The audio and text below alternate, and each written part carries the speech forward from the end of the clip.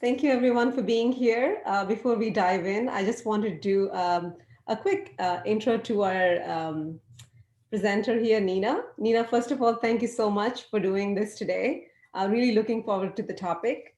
So Nina is a UX designer, an interface designer, and a former front-end developer. She has worked with multiple government agencies and with over a dozen nonprofit organizations, coding accessible interfaces, designing interfaces, and conducting research with users. Nina is currently the lead UX designer for the publication's digital strategy team at the American Chemical Society. Nina has trained development teams and she has taught accessibility and user experience research techniques at conferences and meetups. And just want to say welcome, Nina. Thank you so much for being here. And please take over. Thanks, Anita. Does everybody see a big slide? Yes, you see it? Okay, excellent. Okay. As Anita said, I'm Nina, and I am a UX and a UI designer, and I work in-house at a large nonprofit called the American Chemical Society. And previously, I worked at a design agency, and I have maybe about 10 years of experience working for various government agencies. I kind of been all over. Today, we're going to talk about brainstorming activities, and I'm going to focus on three: what's on your radar, Rosebudthorne, and affinity mapping. And we're also going to talk a little bit about virtual sticky note boards or virtual whiteboards. The two I'm going to talk about are concept board and Miro. First, I want to talk about what's on your radar. Okay. If you were going to redesign your employer's homepage, what would you put on it? Think about all the people at your organization and everybody's going to want their stuff at the top, right? And in my experience, sometimes it's just the directors who yell the loudest are the ones who get their stuff at the top of the homepage. But that's not really the best way to go about planning that. The one activity I like to compensate, to find a better way to do that, is what's on your radar. And it asks stakeholders to prioritize their projects.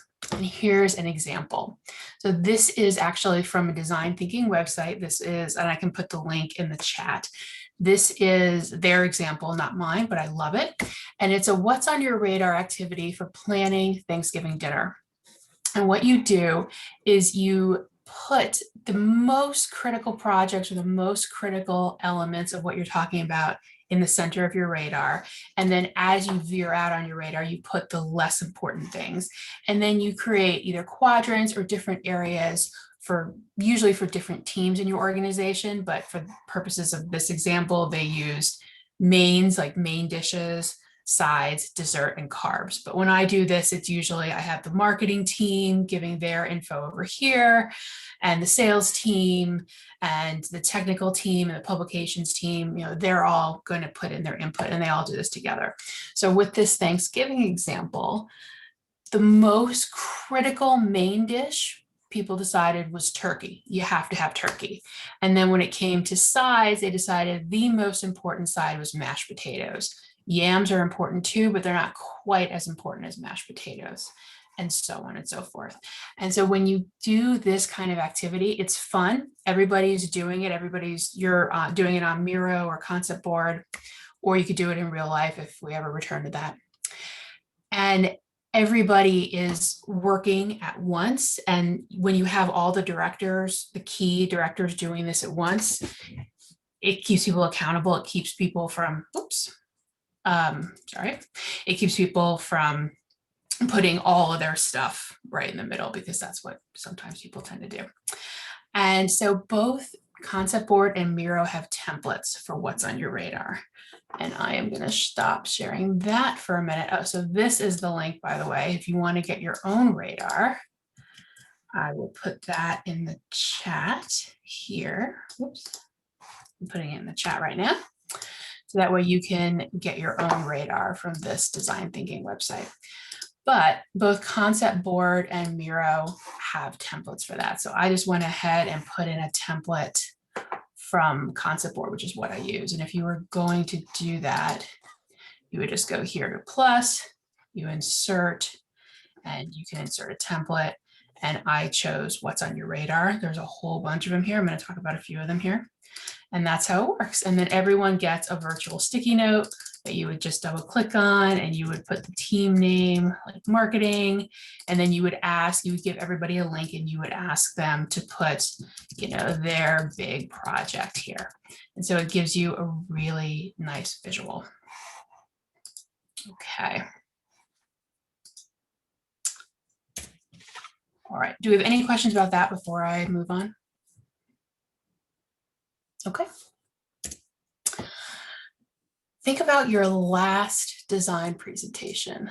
You mock something up, maybe an interface, maybe something else, and you presented it to your clients, to your stakeholders, to your team, to your bosses. Think about, how did that go?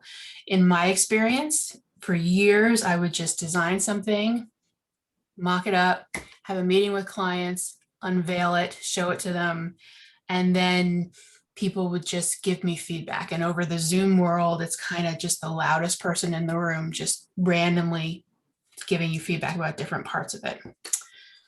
But there's a better way to do this that I really like, and it's called Rosebudthorne. And both Concept Board and Miro have a way to do this.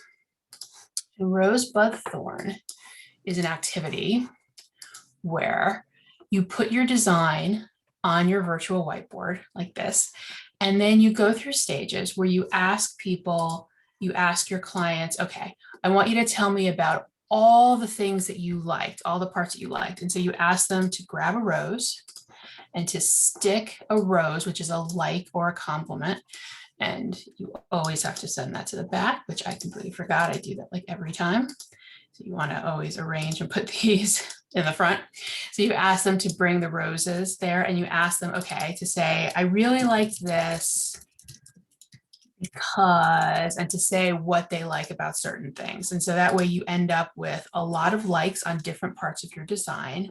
And you do the same thing for the things that they don't like so much, the things that they're like, this element really isn't working for me. And maybe it's because they don't like the color, or, I mean, you've all heard this design feedback before, that they can say, didn't really love this, sorry. And then there's also buds. Buds are ideas, things they kind of like, they feel like it's a good idea, but they're not quite mature yet. So you ask them to bring buds over onto the design and to explain it needs a little help, needs, I don't know, needs more color, needs more detail. And when you're done, you have your mock-up decorated with all of these comments. And so that way you can see all the things that people really liked, and then you can see the things that really need work. And it's this nice visual, and you don't really have to take notes when you're presenting, because you're left with this visual artifact. And then later, when you're presenting your work higher up the chain, you can show this and say, okay, the key stakeholders like this, didn't like this, so we changed this, etc. Okay, any questions about that? All right. Now we're gonna, I'm sorry? I was wondering, what stage in a design process would this take place? So for Rosebudthorne, I would do it at the mock-up stage, although you could, now I think about it, you could do it at the wireframing stage. Basically anything that you want to get feedback on, instead of just, here's my, just tell me what you think, instead of these kind of this random thoughts all coming at you, which often tend to be negative. People don't often say what they like, they often say what they don't like. This gives you all your positives and all your negatives. So usually in the mock-up stage is when I do this. And Nina, I was thinking, even if, like you did say that at the markup level, but I can see the value that you have. That's what they said. Right. But if somebody touched your name. Hey, Thigh? Is it Thigh? Okay, I'm sorry. Yeah, I just muted her. Okay. So I was thinking, like, even at the stakeholder meeting, right? When you're trying to gather some requirements, for instance, you went to the client and you're trying to get feedback on, like, if they are trying to rebrand something or they're trying to redesign their website, Would this also be, you can leverage this for getting thoughts on what they like about their current website, what they don't like, and ideas, right? Yes. And I think the example that they give on, this is used in design thinking, and the example that they give, I think they actually talk about, yeah, Lyft. So if they were going to do it for Lyft, the things that people like and the things that people don't like and the things that are important. So you can do it for all kinds of things. Thank you. Okay. So now I want to spend the most time talking about my favorite brainstorming activity. But first, and it's called Affinity Mapping. And I want to talk about mental models. So we all have a mental model of how everything works, and they're all a little bit different. I just want to tell you a quick story about my car. About 2 years ago, I was actually getting ready to give this presentation at work, and my husband and I went for a drive, and I was driving and he was in the passenger seat, and I have a purse, and I took my purse and I put it on the floor of the passenger seat by his legs because that's where I put my purse. And he really didn't like that. They were in his way. And he said, "Why don't you just put your purse on that shelf?" And I said, "What shelf?" And apparently in my car, which I had had for 5 years at this time, underneath the radio, kind of behind it, there was like this little space where my purse would fit.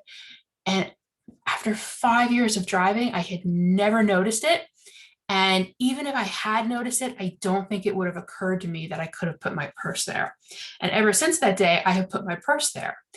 But my point of telling you that story is that he noticed it and I didn't, and it was my car.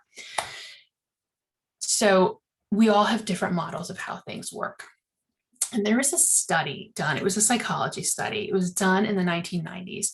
And they asked participants to think about either 6 times in their lives or 12 times in their lives they'd acted assertively. So they broke people into groups, and some groups were asked, okay, tell us 6 times in your life you acted assertively. And other people were in another group were asked, okay, tell us 12 times in your life that you have acted assertively. And then after the point of the study was they were then asked to judge how assertive they were. But here's the thing, like, are you an assertive person? And most participants were easily able to recall 4 examples from their lives when they had acted assertively. So think about that. Think about the average person in the group maybe being 30, 40 years old. And after 30, 40, 50 years, they could only think of four times in their entire lives where they had acted assertively. And the people who were asked to come up with 12 times, they really, really struggled. And they actually ended up saying, well, I must not be an assertive person, because they couldn't think of 12 times they'd acted assertively. And so how does this apply to us? My point is that if people struggle to remember 12 examples from their own lives that they really, really care about, how can we actually expect them to recall things that they do on our website or our app, which they probably don't care all that much about? We care about it more because we work there, but they're just users. They don't care about that much. So what if I asked you to think about all the times in your life that you acted assertively? The research says that you would struggle to come up with even a dozen. But what if I invited your best friend to help you remember? And your best friends from high school and college, and your siblings and your coworkers? What if I invited them all there to brainstorm with you and help you remember times when you'd acted assertively? You'd probably come up with a lot more, because you guys would all spark each other's memory. And this is an advantage of affinity mapping. We get to see one another's ideas, and that sparks more ideas of our own. And there are a lot of applications for this. One of the things that I like to do with this is I like to use it when I'm coming up with what usability tasks am I going to ask. So I'm a UI designer and I'm a UX designer. And as a UX designer, part of my job is conducting usability tests on all kinds of things. And the hard part is, well, what am I testing? What are those questions? And a lot of times it's really those smaller micro interactions that people are doing on a website or on an app. And so I want to know what those are, and I want to know which ones are the most important to the most people. So I do affinity mapping with that. I also do affinity mapping at the beginning of a project. I did it a few months ago with the sales team, had all the sales team on a Zoom call. We all went on concept board, and I did an affinity mapping exercise. And I asked them, what do you need from the website to help you with sales? And I got a lot of really great feedback. So it gives you, it's a way of finding out those micro interactions or those smaller tasks that people perform on the website. And it's a way of finding out which ones are most important. And here's how it works. So you get everyone either in a room pre-COVID or on a Zoom call. And if you're in a real room, I guess I did write this pre-COVID, every person gets a stack of Post-it notes at their desk and a Sharpie marker. But in the COVID world, we're using Miro or concept board. And you ask them one question to solve. So for example, what are all the things you do with your phone? Or what are all the things you do on this website? And you ask them to write every idea on a separate Post-it note, either a virtual Post-it note on Miro or a real Post-it note. And then you ask them to stick all of their Post-it notes on the wall. So you give them like about 5 minutes to write down all the ideas they can. And you can spread this out to be longer. And so they put all their notes on the wall. And you ask them to try to pay attention to the other notes on the wall. And if they see one that's kind of similar to theirs, to put it near the one that's similar. Then you give them time to walk around or read all the other Post-it notes if this is over Zoom, and to try to read all the other ideas and see if it sparks any new ideas, because a lot of times it will. They'll see somebody's idea and they're like, oh, right. And then there's also that other thing I do. And so you give them time to do that. Then you ask them all to group all of their notes into categories. Then you ask them to name those categories. And then you ask them to vote on the most important categories. Now I have here in number 9 that you vote on the most important categories, and that's technically how you do it. And that's how you're supposed to do it. I actually give 6 dots to every person, and I ask them to vote on the 3 most important categories. And I ask them to vote on the 3 most important ideas, because sometimes the ideas are really important. And then I ask them to, we count them and then we prioritize the categories. This is a photo of when I did this in real life, I think in 2018, pre-COVID. And when you finish, you have this organized list of things. So I want to show you. There is an affinity mapping template in concept board, which is what I use. And so this is the Post-it note area where you ask everybody to write down all of their ideas to solve one question. So they type them all in here. And then after they type them all over, you ask them to move them, to group them together into categories like this. And then you ask them to name the category. And you do that over and over. And then you ask them, you give them dots for dot voting, which I did not do here, but you would just insert little circles. And you ask them to vote on the most important categories and the most important elements. And then when you're done, you have this really organized list of top priorities, either things you need on a website or tasks for usability testing. And so that is how that works. And I don't feel comfortable sharing a finished project with you. Oh, and so I was showing you concept board, which is what I use, but you can also use Miro. And Miro, it's the same concept. You just give them the boards and then you ask them to categorize them. And sometimes I'll just make bigger bigger ones, and I'll just give it a different color and I'll ask them to write the category name in there. So does anybody have any questions? I know this is a silly question and I think I know the answer to this, but I haven't used either one of these before. And this is all like everybody could be typing at the same time. So this is like you give them a link and everybody could be working on the same board at the same time. So it's really interactive. Yeah. Awesome. Yeah, it's very cool. Thank you. It is. And what's interesting is, so I've been doing these, I did them before Zoom, as you saw from the photo, or before COVID. Yeah. So I did them in real life, everybody in a room with markers, and it's fun. But we've been doing these over Zoom. And what's great is, the standard Zoom meeting, you get some extroverts who are kind of outgoing and they're kind of dominating the conversation. With this, everybody's quiet, everybody's focused, and it seems like they really enjoy it. Like everybody gets to participate, everybody gets their feedback. You get the feedback from the quiet people, you get feedback from introverts, and everything gets voted on. And I did one of these, and there was somebody in the group who was arguing that his thing was the most important thing, and he was very adamant about it. But the dot votes didn't reveal that his thing was the most valued thing. It revealed that other things were. And so it really, I feel like it's like a great equalizer. So that is actually about it for my presentation. Those are the 3 brainstorming activities that I do. And so, does anybody else have any questions?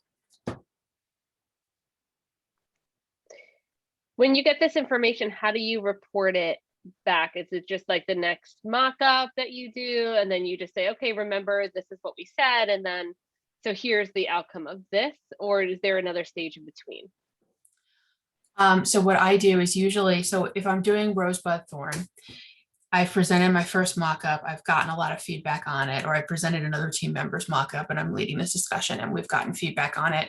And I usually send this as a summary along, okay, here's what people really liked, here's what you didn't like so much, here's what you wanted us to work on, here's the new iteration.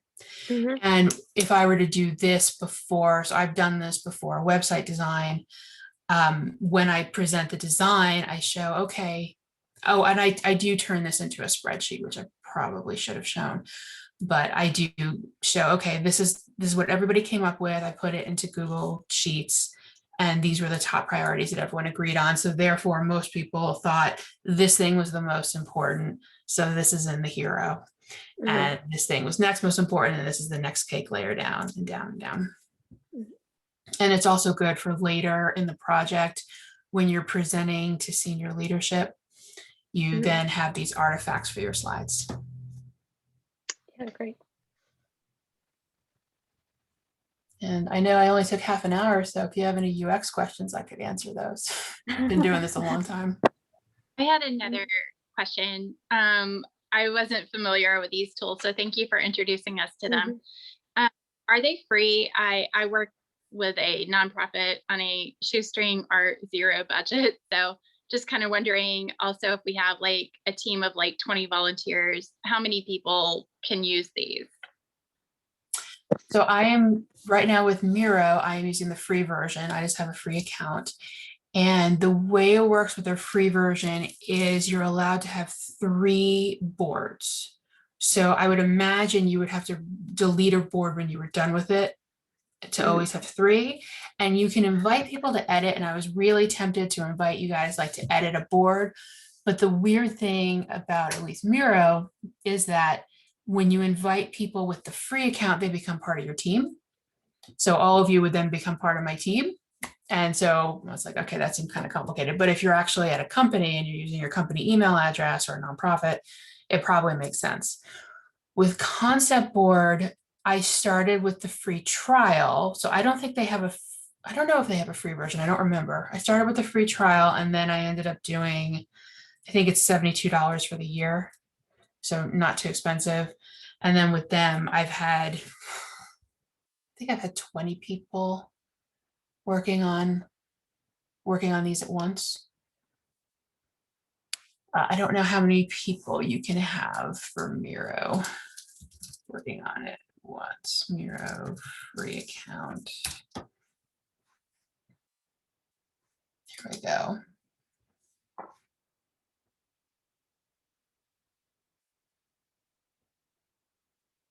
Okay, so it looks like you can have unlimited team members. No private boards, so I guess everybody would see all of your boards. So there is a free option on Miro. I think most people use Miro. I just started with Concept Board. I don't even remember why I chose that one. I think I discovered it first. But they're really, really similar. Nina, I have a question about for all these brainstorming sessions. In your experience, is there a specific number of people that could participate, or is there like a limit that you would recommend? Because sometimes you get access to a lot of participants in house, and sometimes like not not much. So is there a range of participants for each session? So when I used to do them in real life, I would try to limit them to 12 people in a room. And when I did them in person before COVID, I would usually do these at conferences. So my organization has two really big conferences every year, and then there's a lot of smaller conferences throughout the year. And I would fly around the country and I would do these activities with them. So with about a dozen people. I've done them with about a dozen people quite a few times in person and online.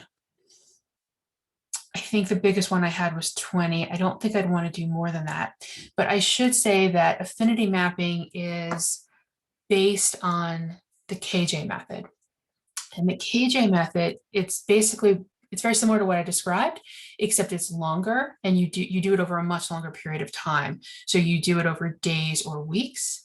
So you probably should read up on the KJ method, because it's a really interesting way of solving problems. People even use it to solve scientific problems, where you present a problem, you think of all the possible solutions, and then you group them and you categorize them.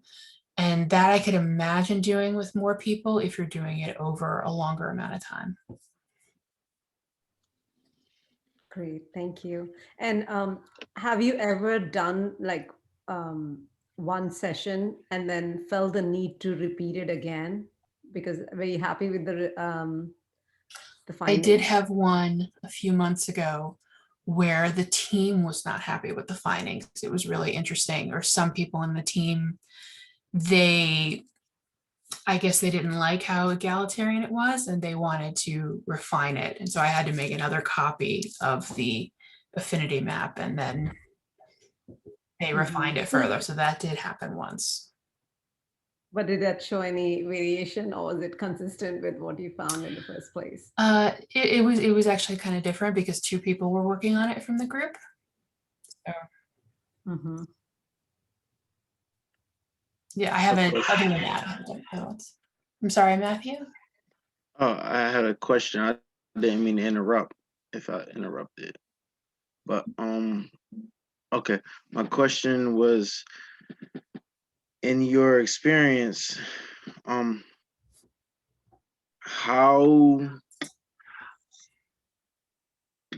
did the user like the users get the main like when I noticed that you were explaining that a lot of the group makes have a lot of questions and makes a lot of decisions, but how does the user become the main focus in the affinity mapping and the different things that you just showed? When I do this, I usually do these with my audience members, so with my users. So when I go to conferences, I get a bunch of users, our audience, our readers in my case, into a room. And so they are speaking on their behalf. So they are the user. And that's actually an important differentiation. When you do these internally, what do our users want? So Anita, that's actually, now that I think about it, when we have the what do our users want versus when you actually do it with the users, there's often, I'm sure you've discovered that too, they're not exactly the same. What we think our users want is not always, we don't always know them as well as we think they do. So Matthew, I do these with users quite frequently.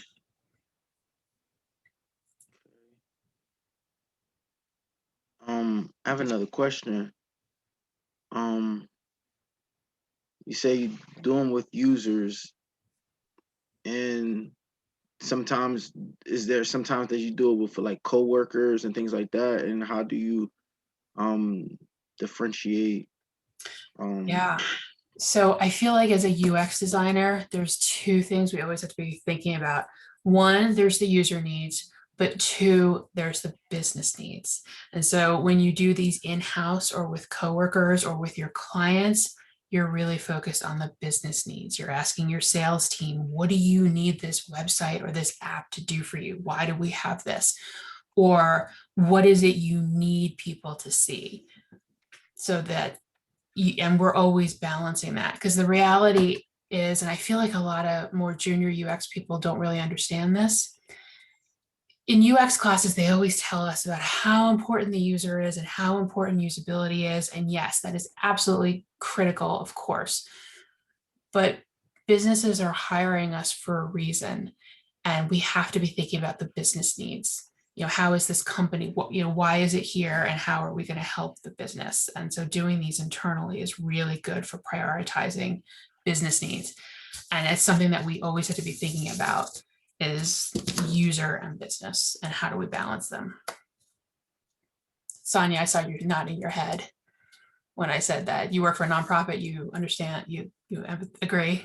Yeah, absolutely. And I just wanted to like throw this out there because I did a lot of work in federal before I did federal contractor. I was at the CDC in a fellowship. So I've kind of been on the contractor side, and I've been on the internal side, and I've been there when they've done a detail. So that's when they have the fellows or the interns come in and kind of help keep business continuity going. But I'm wondering if this is like the new focus group, or this is the UX version of the focus group from when we would do it beforehand, because I know UX and focus groups don't always go together because of some of the bias that it starts to introduce. So just wanted to ask that question too. It's actually really funny that you asked that. When I was at my design agency, Anita, you will relate to this. I did a lot of focus groups, and clients would hire us, and we would fly around the country to usually conferences, and we would do the traditional focus group. So I led quite a few of those. And as you may have noticed, they've kind of gone out of favor, and they've gone out of favor for a lot of reasons. My favorites, there's two stories I really love about why focus groups aren't great, like why you have to be careful with a traditional focus group. And one is the story of Nintendo versus Atari. And the other is a fantastic story from Clay Christensen about the job to be done method. And it's his story about the condo complex for empty nesters. I can Google it and I can find you a link to that article on Harvard Business Review, but I'll tell you the story about Nintendo versus Atari. And this is from a book called Made for Use. It's a UX book. And basically, actually, Anita, do I have time to tell the story, or are we running low on time? Oh, we are good. Go ahead. Okay. Back in the late 1980s, like around 1989, Atari and Nintendo both knew that the future of video gaming was going to be in portable handheld devices, which had never been invented at that time. And Atari held a series of focus groups, and they asked people, if you were going to have a handheld video game, what would you want from it? And they said, we'd want really great, colorful graphics, and we'd want it to be really big and substantial. And so Atari built this, and they actually built two versions.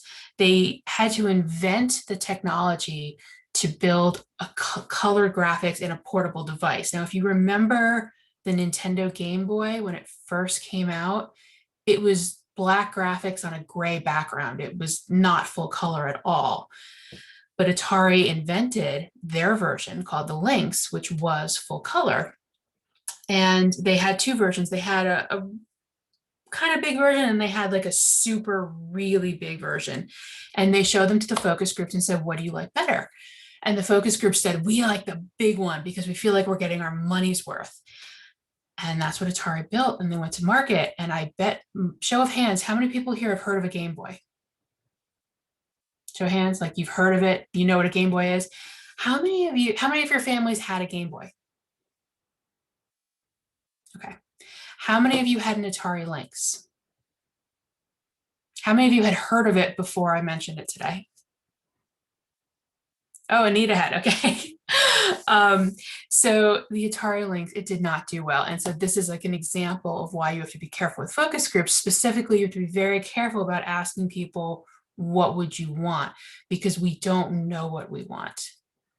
There's a great, I'll find the article about Clay Christensen, or that Clay Christensen wrote about condos. It was the same concept of asking people what they want versus actually observing what they do. So in terms of, that was a long-winded way of me saying, this is kind of like the new focus group. I found that focus groups weren't giving me what I really needed. And this gives me a lot better information, because I'm usually asking, what do you do? And it might be, what do you do with a competitor's product? What do you do for this? And I'm getting all that feedback, so that way I can help form what my product needs. Oh, and the reason why it was a bad idea for Atari to do that, people said, oh, I really want those color graphics and I really want it big. Well, if it was really big, it wouldn't fit in a kid's backpack, and the kids wanted to bring it to school. And back in 1989, parents were not spending hundreds of dollars on electronic devices for their children. Now you wouldn't think twice about getting your kid an iPhone maybe, but back then it was unheard of.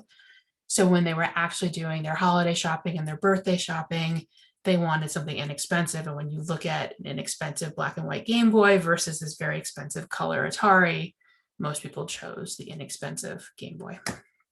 So I do think like this is the new focus group, and it works so well using Miro or Concept Board. It works so well over Zoom. And also to add to your point, Nina, that, people get influenced by what the other person is saying in a focus group all the time. And then the whole concept of introverts versus extroverts, like you have people dominating there. Yes. There's one more study. Jared Spool has this on the IUE website when he talks about affinity mapping, and he tells the story. He says that the military did a study in the late 1970s where they asked their military experts to track troop movements, and they had the real answer. Like, they gave them a bunch of data and they had the real answers because they were looking back in time, and they asked them all to write reports on it, and they scored them, and the scores were really low, like just like crazy low, like a low F. And then they asked everybody to read everybody else's report and then rewrite their report, and then the scores went up like really high. I think 79%, which doesn't sound that great, but much higher, from like an F to a C. It's on Jared Spool's website. It's a great story, but it shows how we really need to see other people's point of views to really, and it helps spark ideas. But yeah, in a focus group, the pile-on mentality, it does seem to. Anita, what would you call that? Like, what is that? Like the alpha? I think I just heard the new word from pile upon. I mean, that sounds about right. Yeah. I remember being trained. I took a UX class when I first started in UX, like a long time ago. And I think it was over 10 years ago. And my instructor said, you have to be really careful about focus groups because you have the alpha personalities. And then I think he called the other ones the beta and the gamma personalities. And the alpha personalities tend to dominate. And then the betas and the gammas want to please the alpha. And I don't know about you, Anita, but I definitely observed that. So. Yeah, I think what you said too earlier about like you give, when you ask some of these questions, you're giving them a problem to solve. So I think there is like a little bit you have to really like, do a lot of leading in order to have these productive sessions, so you really what the business reason is, what you're trying to solve. So I think a lot of categories that are very specific kind of help people give much more valuable answers as well. And I think you had said that earlier on about giving them a problem. I think it was with the Thanksgiving dinner even. Oh yeah. Yeah. Oh, and by the way, I think did I tell you that this is, I think I put this in the chat so you can get your blank radar here. I actually made my own because I'm a designer and it's 3 circles and 2 dotted lines. I did that in 5 minutes in XD, but you could use this one. And just to summarize with the Rosebud Thorn, no, this one.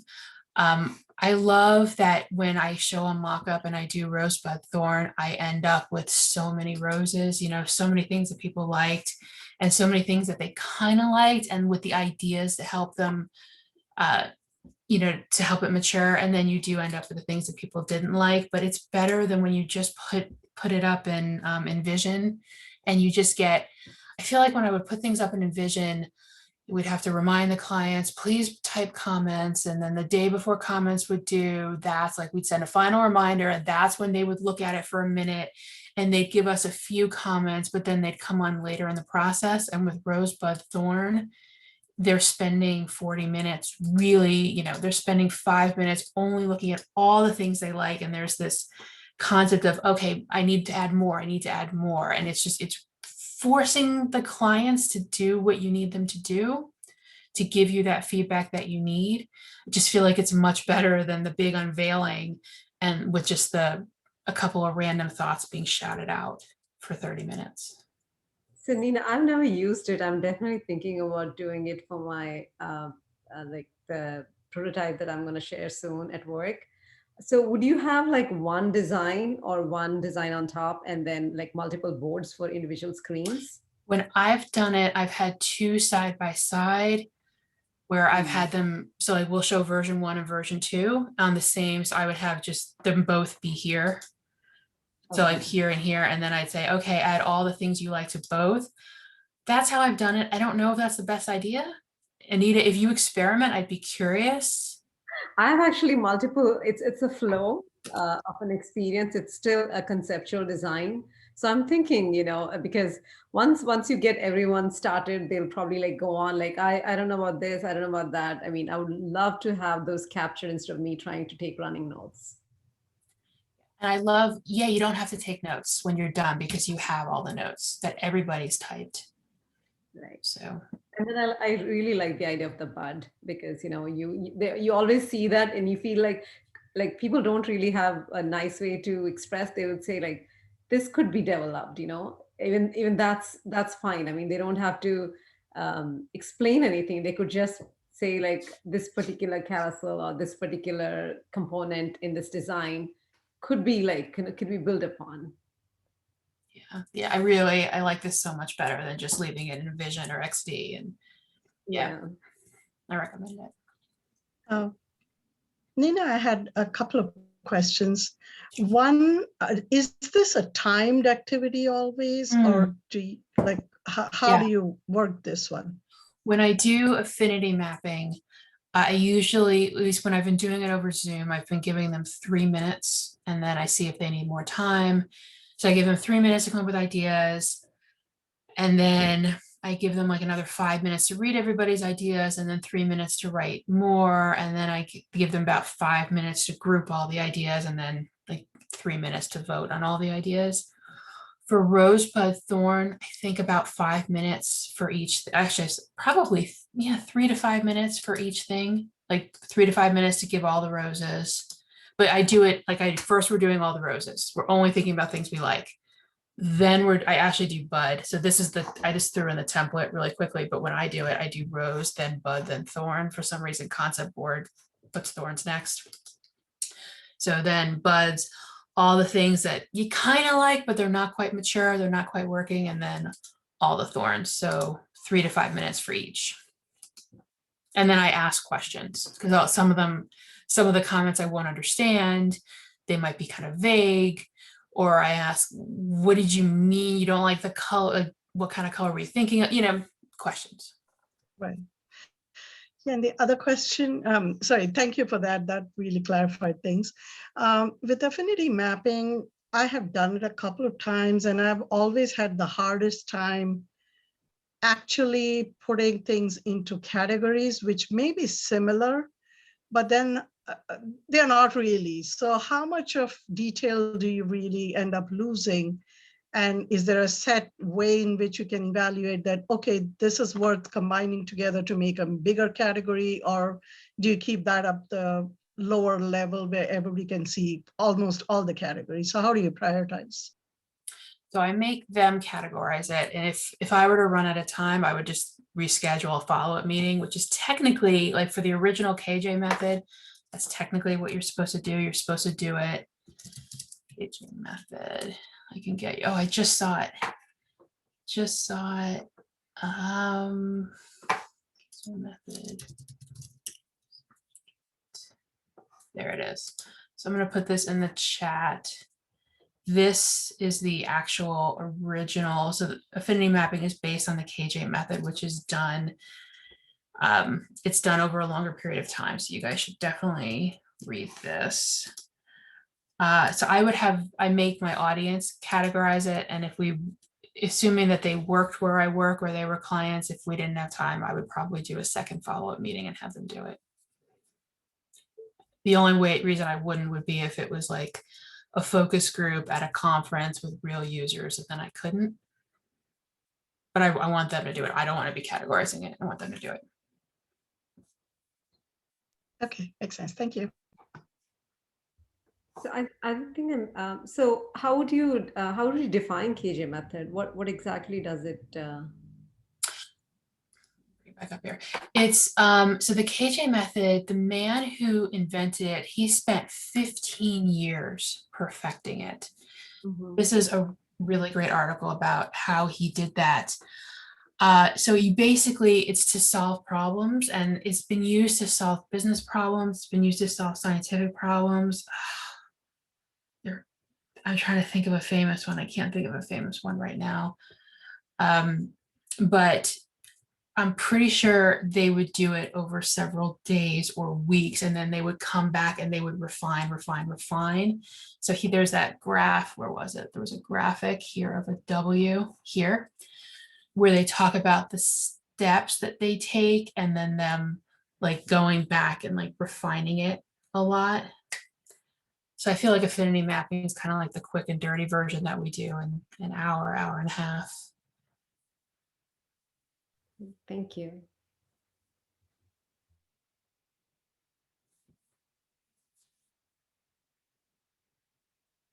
Hour's almost up. Yeah, we have 7 more minutes. If anyone else has any more questions, or I can stop the recording. Was anyone interested in that article about jobs to be done? Okay, it was, I think it's know your customers, jobs to be done. It's Harvard Business Review. And I just want to make sure I have it. Dining room table. So I don't want to give it away, but the dining room table, like you got to read the article. Okay, so I'm pretty sure it's this. I'm going to put it in the chat. This is a fantastic article. I do tell this story quite a bit.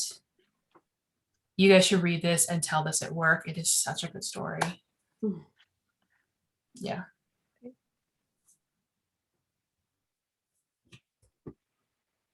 Thank you.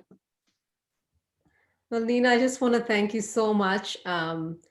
This was very, very informative. And I think we had a great Q&A session, and very, very informative. Thank you so much. Thanks.